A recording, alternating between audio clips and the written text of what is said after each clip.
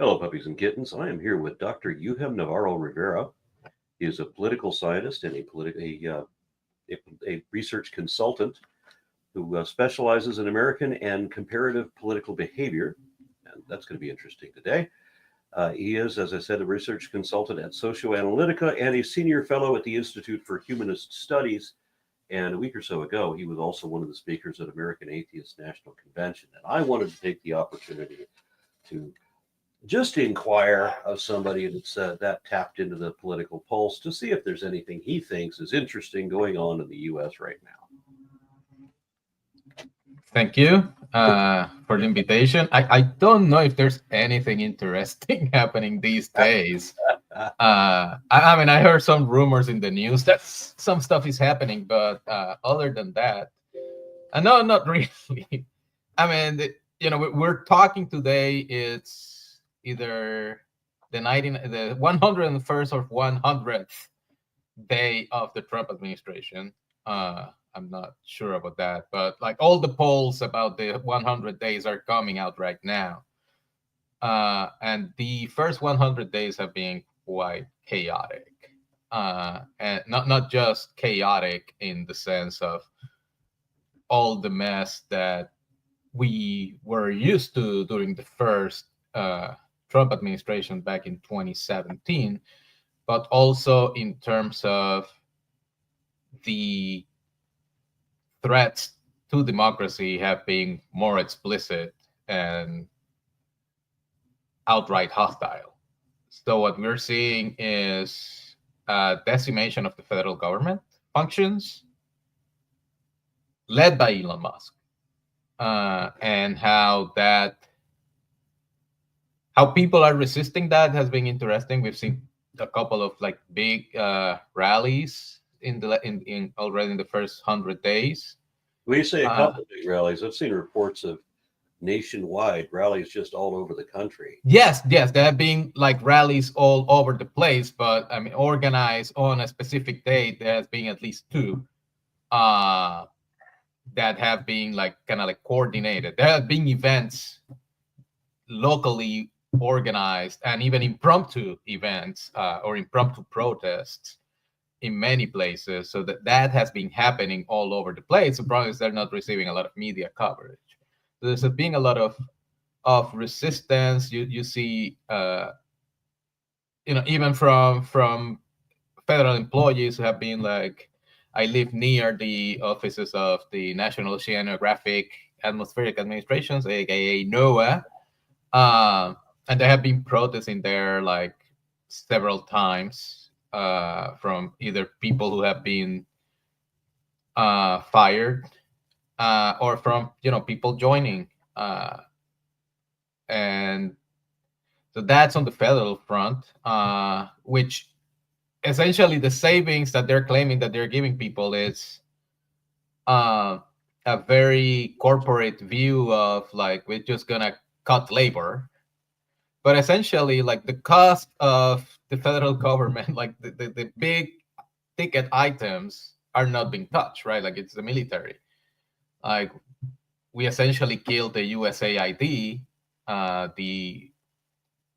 the agency that provides foreign aid, and a lot of these kind of like think tank diplomacy organizations that are quite small and they don't make a dent in the budget. We have, or at least like the government, like they have destroyed the regulatory enterprise, the regulatory agencies that offer checks on financial crimes. They're destroying the IRS. So at the same time that things are happening in the sense that they're claiming these savings from cutting labor, in reality they're cutting specific functions that they're either intending to use it to crime. So either like all these financial regulatory or tax taxmen and whatnot that are essentially keeping tabs on financial crimes or tax evasion, and then they're also getting rid of safety, health, Yeah, and we all don't want to have reliable water anymore. or air. But yeah, so you are not essentially, like whatever efficiency means, it's not really efficient. Also, the fact that they have to go back and forth and like redo things because they fired the nuclear the guys who run the nuclear weapons, like, and they need them back, and they didn't have any way to get them back. Um, it's not very efficient. It's certainly a movement to destroy basic government functions. It goes back at least 90 years. So if I You know, understand this yeah. correctly, one of the things that Doge did was that they they cut $6 million from somewhere, but that they posted it as if it was $6 billion. That they have also had typos. I mean, let's just call them typos. But yeah, essentially, they're not just doing typos like that. They're also double counting things. So if they cancel a contract, or they're counting stuff that was already being canceled. So I read a story of a contract that had been already being canceled, and they counted it as one of their savings. And all of this is to not to do anything about the deficit. The deficit's just going to go up. It's not going to do anything about solving the national debt. That's just going to go up. All they're trying to do is not pay taxes like everybody else. Is that right? Yes, well, yes, partially is if you get rid of tax fraud investigators, yes, then like you're not gonna be able to prosecute tax crimes, which are mostly done by people who can afford lawyers to do tax crimes. If you get rid of of places like the oh my gosh, CFPB, like the Consumer Financial Protection Board, like that's giving banks and other financial institutions a green light to abuse consumers. So yeah, so there are different things that are happening in that regard, which is nothing about saving money, and it's essentially about enabling uh Criminality, corruption. essentially. And that's in on that regard. Then there's the whole part of the health infrastructure being destroyed, and then there's the fact of other regulatory uh, agencies, and then you have like with NOAA, essentially, it's gonna be interesting when we get into hurricane season, and I love these alert are happening. There's also a lot of racism within that, right? Like they are eliminating alerts, weather alerts that are not in English. So anything that it's not in English, it's been cut.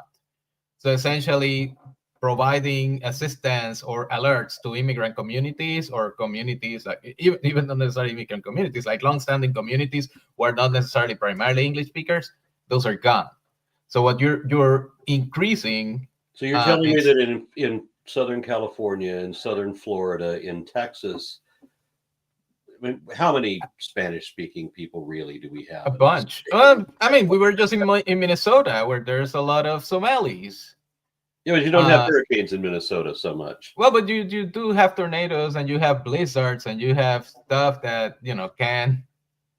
So yeah, like hurricanes. You don't have a lot of hurricanes in California anyway, but you have wildfires. So yeah, so that is happening in that regard. So now there's an executive order that truckers have to speak English, or else like they have to be fired.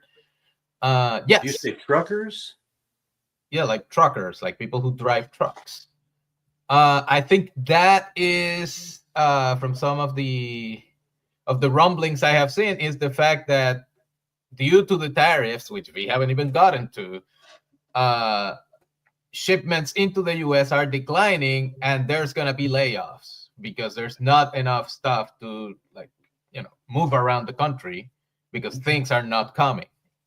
Kind of like during the pandemic when the supply chain was disrupted. So essentially what he's doing is telling truck companies to start laying off people who don't know English. So it is, and also I think one of the aspects of the decimation of the federal government that I think I haven't heard a lot of talk is the fact that a lot of the federal government and a lot of the people lived in the DC, Maryland, Virginia, which have over the last 3 decades become solidly blue states. So it's also an attempt to basically destroy the economy of these places, right? A lot of the economy of Northern Virginia or like the DC area, the counties that border DC, Maryland, like where I live, uh, a lot of people are federal workers. And so the fact that those people are laid off, they're not spending a lot of money anymore. They're trying to hold on what they have, which means that they're not spending money in local businesses, which means that local businesses are reducing hours for employees. So what we're seeing is a localized recession. Uh, and you notice like places are not as congregated as they used to be, like restaurants uh, and events and the like. So what we're seeing, and also the fact that the federal government, going with the racial element of the mega project, is it's a lot of the Black and Latino middle class in the area was built on the uh on the federal government. Like, they couldn't discriminate racially or by gender or like by veteran status. So a lot of people in the federal government, of course, is a very diverse workforce. And I wouldn't be surprised if at the end of the day, when we start counting and we are able to take a step back and look at what happened, essentially they start, the firings and the layoffs were disproportionately placed on women and people of color. Did I see in the news? Maybe I dreamed this. I mean, did I see where somebody was challenging the Civil Rights Act, like trying to repeal that? Just in the last couple. So one of the things that it's happening, and I think this is something that again, like we need to talk about. It's the fact that Donald Trump is governing through executive action. Why he's governing through executive action? What is an executive action? Like, we need to take a step back. It's not even clear to what extent executive actions are legal to some extent, right? Like, it's an invention of the executive branch to be able to bypass Congress when Congress cannot do things. So, for example, and Congress is not going to stand up to this president anymore. Exactly that. Well, that is the point. Like, executive actions are taken by presidents who are either in a government that, in divided government, right? They're trying to do things that they can manage through the executive branch, and to some extent that's fine, right? Like, they can handle for example, the executive action, I think, from Lyndon B. Johnson to desegregate the federal government, or actually probably Harry Truman, which actually I believe it's one of the one that has been rescinded. So essentially, the executive actions are usually things that are limited to executive authority that the president can do with the executive branch because they serve under him, but they don't have the power of law. Right? Congress can write a law that can essentially override it. What is happening now, which is interesting, is that the president is doing stuff through executive order, with the fact that they have a majority in Congress, both the Senate and the House, and essentially they have decided that they're not doing anything, that they're going to let him do whatever he wants, and essentially he's governing like a king. Well, it gets worse than that. When I read something a few days ago about how we have 3 branches of government. We have the guy who does whatever he wants, the Congress who is afraid to stand up to that guy, and the courts that guy ignores. Yes. Actually, I wouldn't say Congress is afraid of standing up to him. I think you have a Congress that doesn't really care, and for the most part goes along with it, which is very different from being afraid. I have this, I don't know, I hope that I have some kind of relationship with reality. I would think that And I've thought for decades that environmental concerns should be, pretty high up on the list of priorities. Looking at math, looking at advancing numbers, and seeing how things are going to turn out. But for whatever reason, it seems like conservatives can just ignore whatever the hell they're doing, so that they don't. And I don't know, maybe they're just hoping that Jesus is going to come back and save them from their own irresponsibility. As far as cutting everything, closing out all these jobs, tens of thousands of jobs, and trillions of dollars in losses in 100 days, just so that some few billionaires don't have to share anything with anybody. That seems to me myopic. That seems to be everything about forcing people to speak English, which, if you're going to live in a country, it makes sense to speak the language, I would say, but I'm not going to forcibly legislate, that kind of thing. Everything that they're doing to isolate people of color, to isolate certain demographics, they set up. They're declaring now state allegiances to Christianity, while at the same time having a task force set up in the federal government to identify and eliminate anti-Christian bias. And that's the State Department. Yeah. So I'm a little alarmed at all of that. I mean, there was an ideal that I was taught about what the United States was supposed to represent, and I understand that we never met those criteria. I understand that from the very beginning, women were not included, Native Americans were not included. It was only wealthy landowners who could vote. I understand how we failed to meet the mark right from the very beginning, but there was an ideal that we could aspire to. And we have violated every bit of that over the course of my lifetime. Yes and no. I would say that one of the things is, I think over the course of your lifetime got better, and now we're living through the backlash. In the same way that we live as a country through the Civil War. And, essentially you went through Reconstruction, which was a period in which a society that was multiracial was attempted, and according to some historians, it was trying to work, and it was sort of working, trying to integrate the freedmen into the larger society, and also ostracizing the Confederates. And then you had the end of Reconstruction and essentially the beginning of Jim Crow.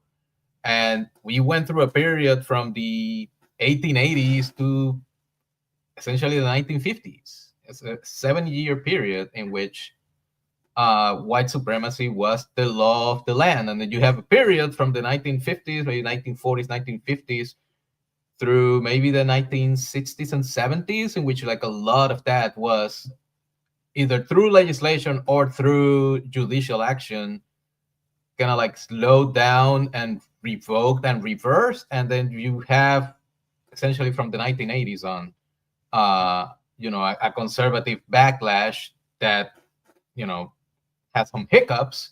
That's how we got Barack Obama. But for the most part, and Obama is kind of like a continuation of that, kind of like democratic neoliberal kind of wing. Everybody accused him of being a socialist.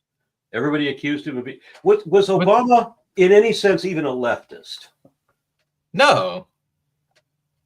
Right. But he's supposed to be an extreme Muslim. But that's Muslim, atheist. How do you do a Muslim? But Newt Gingrich said he was both a Muslim and an atheist, and somehow a socialist. But again, that's the thing, and that this is one of the problems. I mean, we haven't even gotten to talk about how the opposition, in this case, the opposition party, which is the Democrats, is meeting the moment, which has been very haphazard.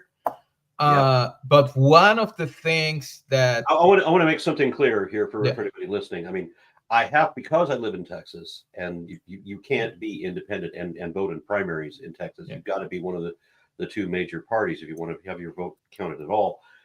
I have to vote Democrat. I have to be registered as a Democrat. Now, that doesn't mean that my heart is Democrat. That doesn't mean I prefer to identify as Democrat. I have huge complaints with the Democratic Party. But however huge my complaints with Democrats are, they pale in comparison to the horrific complaints with the Republican Party of late. Now, this is important for people to understand because there was a big shift, and I know you know this, but a lot of people don't.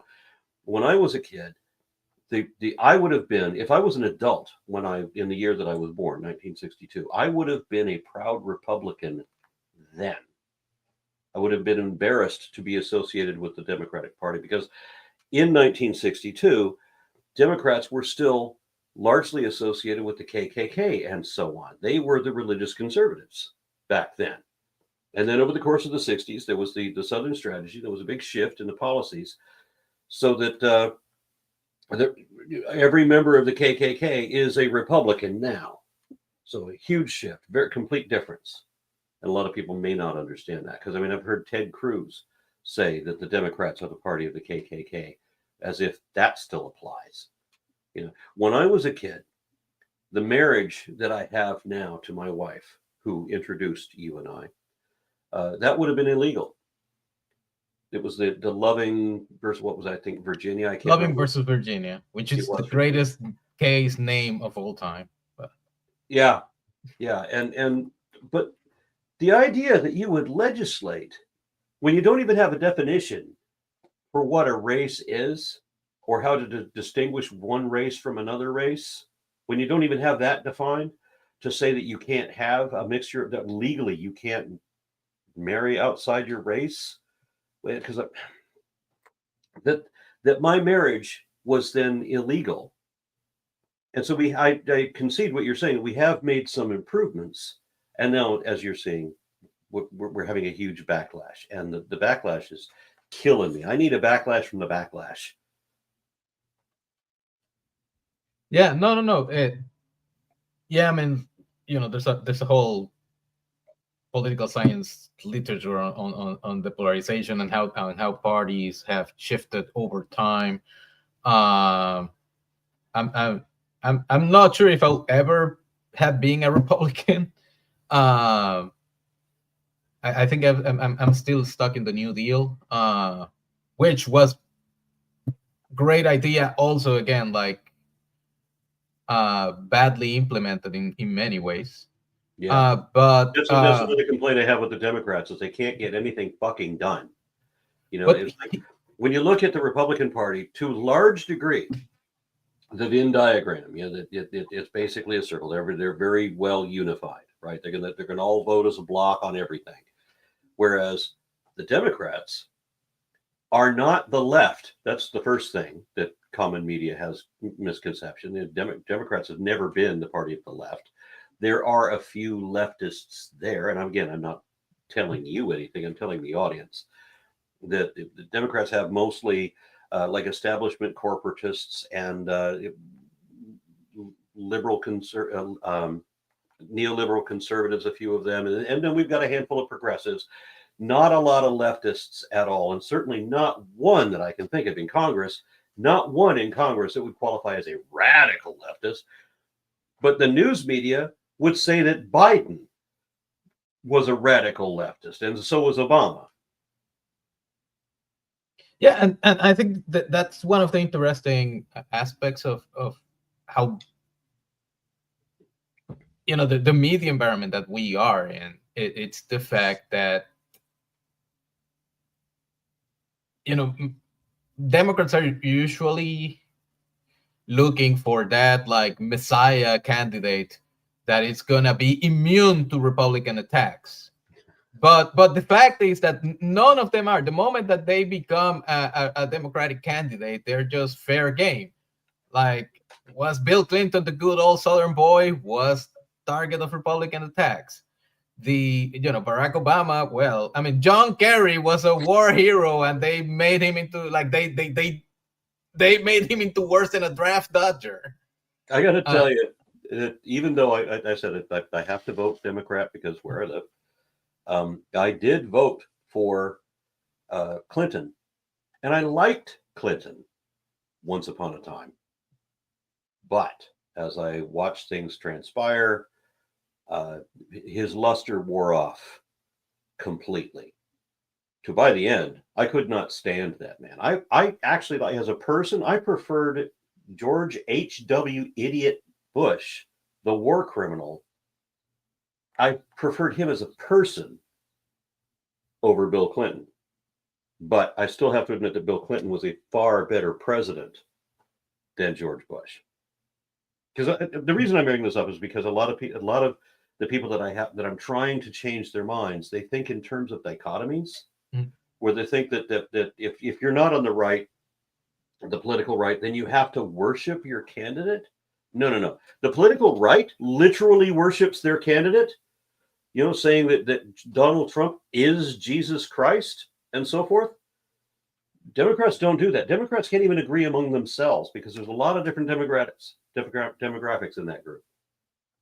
Well, and again, I think it has a lot to do with again, which is something it's very in our secular circles, like we talk about these all the time, but the mainstream hasn't really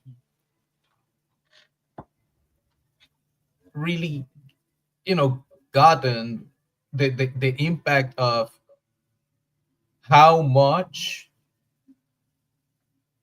authoritarian Christianity affects how the GOP operates, and the fact that it's not just the fact that they coalesce around the figure of Trump, but it's the fact that they coalesce around a figure like that because they are Jews, like these kind of churches that are the core of the GOP base are built like that, built around charismatic leaders who demand loyalty. Whereas, like, the opposite is like most of the right now the biggest cohort within the Democratic coalition, which was one of the things that I kind of presented at AACon, is secular people, and secular people are, they don't coalesce around, a charismatic figure. I mean, yeah, I mean, we're human, and we can, like, we can fall prey to some of that, but essentially we're kind of like arguing with each other all the time. We're not, you have to show to some extent, like, what are your bona fides to lead an organization or to lead a country, not just necessarily, like, do it on just the power of personality. And I think that is very important, and that's something that it critical to understand how party coalitions work. And as the Republican Party has become more Christian, and I don't mean necessarily more Christian in the sense like, well, they're kind of hypocritical Christian, because I've seen where there's a video called GOP Jesus, which I think is wonderfully illustrative of how far the conservatives in the religious right, the Republicans, have differed or gone astray from Christianity. And but have they though?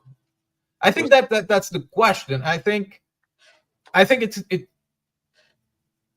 with Christianity is like Christianity has had all these branches since its inception, right? Like there has been an imperialist Christianity that actually dominated over, like, the Middle Ages, like through probably the 16th, 17th centuries. So I don't think I wouldn't call them hypercritical Christianity. It's a particular brand of Christianity that interpret, like, their scriptures in a way they want, and just because another branch is more liberal and more inclusive in their interpretation, I mean, they're still looking at the same texts, and who's to say that actual interpretation is better than the other. I mean, it's more humane, but that doesn't mean that it's like theologically better, because at the end of the day, it's like just theology. I'm referring to an article that I read last year where a number of pastors or ministers or what have you were complaining their congregations. They would read the words of Jesus himself, and the congregations were rejecting the words of Jesus because they were too woke. And the congregations are now telling the preachers that message doesn't work for us anymore. Yeah, So no, that happens, but that's not. I mean, what I'm saying is that has become more prevalent and more.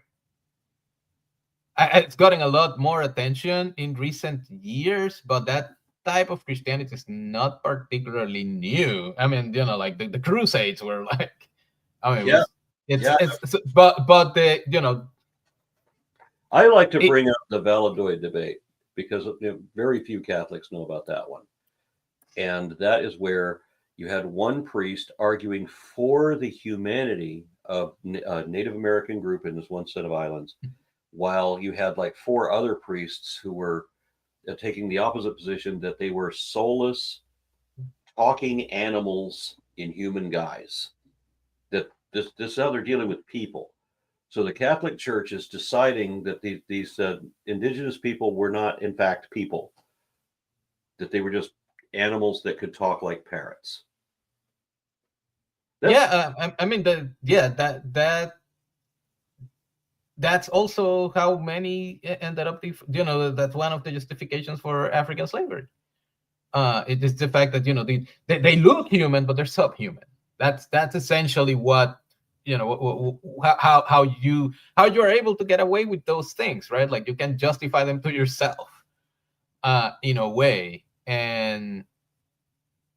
But we're going back to like the 16th century, so we need to bring it back to the 21st, because I mean, if we keep going back to there, like we're just gonna go where Trump wants to take us. I didn't realize until this moment, but my mic was way over there. I hope that everybody could hear me well. I didn't realize I'd accidentally moved the mic over there. Anyway, go ahead, continue, please. No, I other than that, like now that we go back into the moment and the opposition, I think at the beginning it was really bad. Like the first couple 2-3 weeks, mostly because Democrats were caught flat-footed. It seems that they didn't prepare a collective strategy to deal with this. Look at Schumer now. He still hasn't caught up. Schumer still hasn't got a clue. Yeah, I'm wholly on board that Schumer just needs to be replaced. Yeah, the question is with whom, and you don't know how many people he still has in there. I don't think there are votes to remove him. That's the only reason he remains there. Otherwise, it would have been done a while ago. Yeah, there are a handful of Democratic congressmen that I enjoy watching. I love watching them tearing into corrupt corporate fat cats. Like, oh my God, I can't think of her name. Is it Katie Boyle? No, that's not right. Porter. Katie Porter, she's not in Congress anymore. That's too bad, because she ran for Senate and lost. So. Oh, that's too bad. But she was a lot of fun, because she had this image about her that you wouldn't expect that she would have all of the horns and armor that she does, and and then she would bring the receipts and hold up huge poster boards. When you get so she can show you just got this answer wrong. It was great fun to watch her.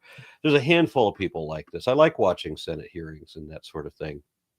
So so you've seen, like Alexandria Ocasio-Cortez and Bernie Sanders having their Stop the Oligarchy tour.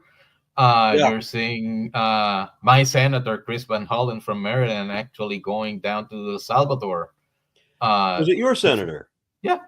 Okay, so you were just talking a moment ago about the cult of personality kind of thing, and I don't care about the person. I care about the deeds and the policies. And so I wouldn't have remembered the name, but I know that there was some. While we can complain about a bunch of Democrats that don't do what they're supposed to be doing the way we want, there's your guy that did that, and that was impressive. I'm very pleased with that. Yeah, I mean, it is one of his constituents, right? Like Abrego Garcia lives in nearby Prince George's County here in Maryland, so his family's in there, and of course, like I think for us secular folk, the founder um, of the Congressional Free Thought Caucus, Jamie Raskin, who also is my representative, has been being very, I get constant communications from him. Like he's being very good at communicating with his constituents, which are largely affected in this particular part of the country, what's been going on. So there's some people who are doing a good job and know that that they need to meet the moment. I think it's not just Chuck Schumer. It seems that outside of Alexandria Ocasio-Cortez, like just New York Democrats are just awful. I mean, Kristen Gillibrand, the other senator from New York, has also been, very flaky, for lack of a better word. And then let's not even talk about the governor of California, who is now inviting fascists to his new podcast to find common ground. Yeah, and so people often accuse me, and I was accused today of believing in the two-party system, which I absolutely do not. When I say that that our economy is better under, and in human rights issues, social issues are better under Democrats than under Republicans, that's true. The numbers bear that out, but that does not mean that I'm on the binary mindset that these people insist on putting everything in black and white terms. It doesn't mean that I worship this side. I have huge complaints with this side, but then there's no other option, is there? There is the Republicans, which is what they become, right? I mean, there's like what, 4 good Republicans left in the world, and most of them have quit Congress because they can't deal with this party anymore. And then there's like what, 4 really admirable Democratic congressmen. That's good. I used to identify as green until I started looking into Jill Stein and realized I can't align with this. There is no other party that I can align with. So I would call myself an independent, but I can't vote independent. I'm required to vote Democrat and be registered Democrat to do so. Yeah, I mean, the whole two-party system is a whole different can of worms, which I think your experience is very common, and it's the fact, my dissertation research was on Latinx ideology and politics, and so you have many people, and I think that also happens in with secular voters, like in the last election, like about 2/3 of secular voters voted for Harris, but like the proportion of secular voters who identify as Democrats, it's very low. I mean, it's 2-1, kind of like Republican. It's kind of like 30% are Democrats and 15% are Republicans. But the vast majority identify as independents. They don't really identify with the two-party system, and that happens a lot with a lot of Latino voters too. That they don't really feel that the party structure represents their interest, but at the end of the day, in a two-party system, you have to make a choice, and one is actively trying to destroy you, and the other one is like, so you go with the man. But that is a problem, right? Because that's why voter turnouts tend to be so variable. Now, you identify as a Democrat, do you not? Yeah, I'm a registered Democrat. Okay. Is it the same situation as me? I mean, you can only vote if you register in the primaries, if you're in a party. There's no open primary in Maryland either. Yeah, gotcha. I have a serious question for you. Sure. I have a conspiracy theory that I haven't heard from anybody else. This is just the way I see it. And so I would like to get somebody with a little bit more educated background to comment on that. Okay. My suspicions are not just that Trump has used, the Christian nationalists to accelerate himself into this position, and he's not just facilitating them, but that he's actually working on something. Whether it is an actual conspiracy or not, I'm not sure. But I feel like Donald Trump is destroying the economy on purpose. That he is deliberately estranging us from our NATO allies, so that we will force to forge an alliance with Russia. Donald Trump wants to be in control of the United States the same way that Putin is in control of Russia.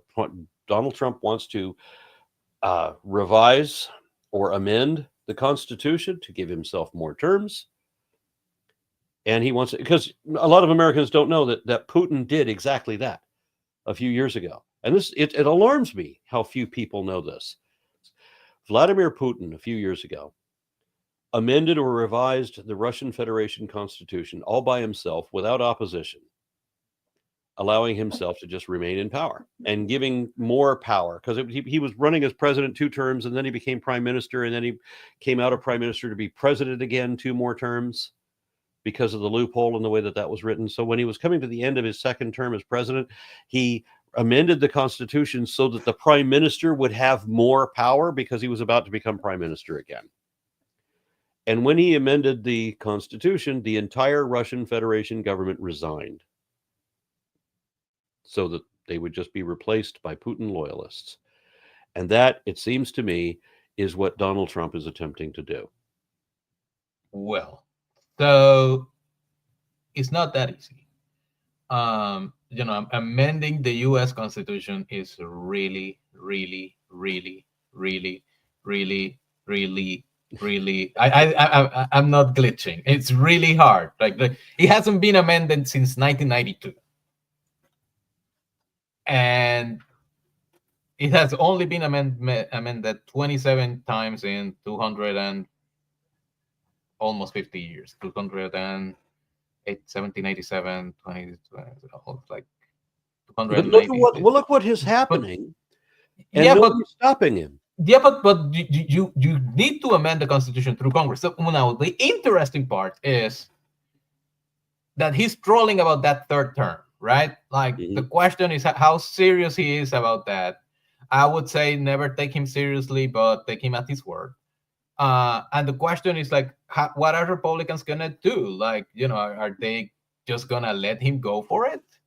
What are the Democrats are gonna do? Like, are they just gonna follow him and gonna run against him?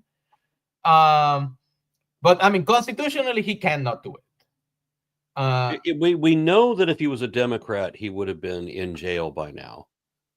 Probably. But he's a Republican, so he just gets to get away with everything. He never sees any accountability at all whatsoever. And so what he's doing that alarms me. But also, there are 2 things, Aaron. Like, he can do it. I mean, he could try. The question is he going to win again? The bigger issue. Yeah. The way that he has flipped our position with regard to Ukraine, so that we are now, the economy is crashing. So we are not going to be the superpower we once were, right? We're not going to be a threat to Russia anymore. We are now becoming an enemy of NATO, which means that we're not going to be able to control Russia. We will now become an ally of Russia, or worse, a subordinate to Russia, since Trump is apparently a subordinate to Putin. I don't think he sees himself that way. I just think he's too stupid to realize that he doesn't see himself that way. But I mean, I understand your concern, but it's these whole foreign policies. It's weird and it's not weird. Like, there is an element of the kind of like the right wing kind of like isolationist kind of wing that has been trying to withdraw the U.S. from all these institutions for years, which, by the way, happen to be usually evangelicals. And so you can see that happening in that way. The tariffs, he has been obsessed with the tariffs apparently since forever. Like he was complaining about the Japanese in the 80s, and now he's complaining about the Chinese in the 2020s. And to some extent, I think like some people who are smarter than him probably told him also that the tariffs was the main way in which the federal government was funded in the 19th century, mostly because the federal government did squat. It just literally was like the post office and like customs, and essentially that was it. And then like Treasury and like the five main agencies, original agencies: Department of Justice, the Department of War that didn't change to the Department of Defense in the 40s, Department of the Interior, and the Department of the Treasury. So I think there's that element in there in which like he's obsessed with the tariffs, and I don't think he thought he was going to tank the economy. I'm not sure to what extent he knows that he's tanking the economy, because he seems that he actually believes that other countries pay for the tariffs to bring things.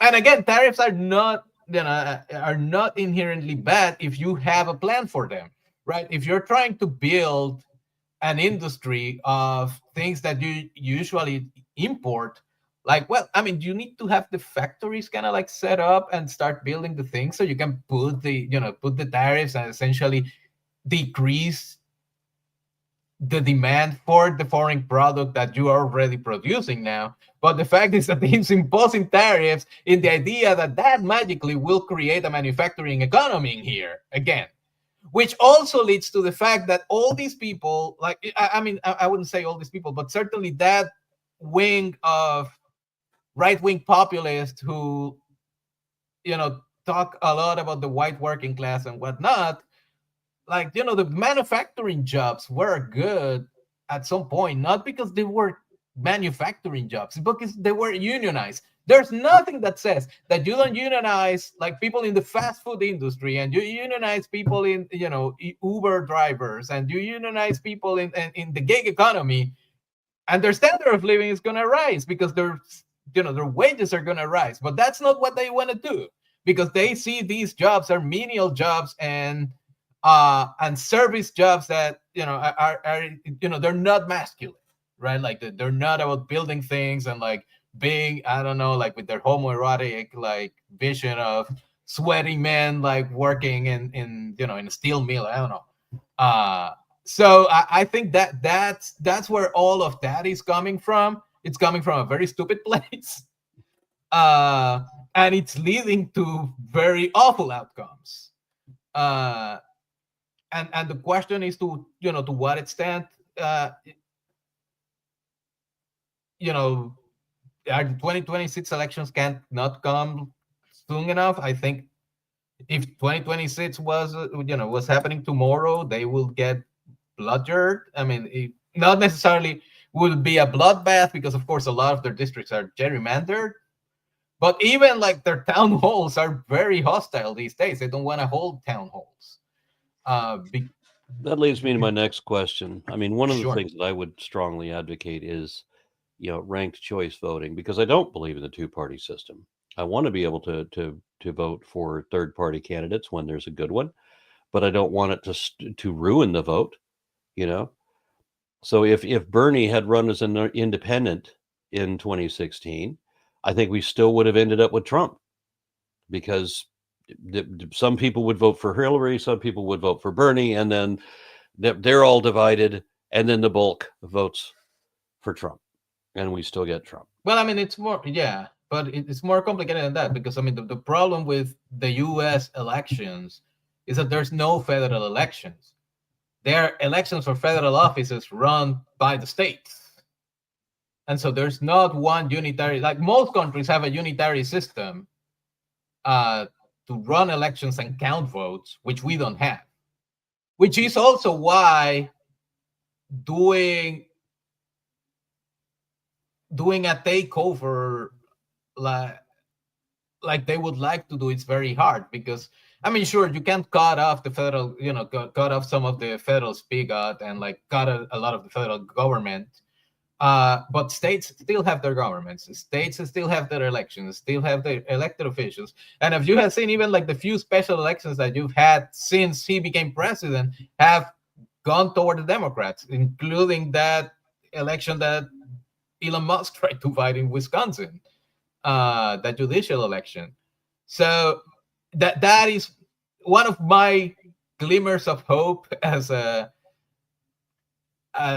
student of U.S. politics is the fact that it's very hard to control everything at any particular time, which is why it's very hard to amend the Constitution, because you need super majorities in Congress or super majorities in the states, and that ain't gonna happen anytime soon.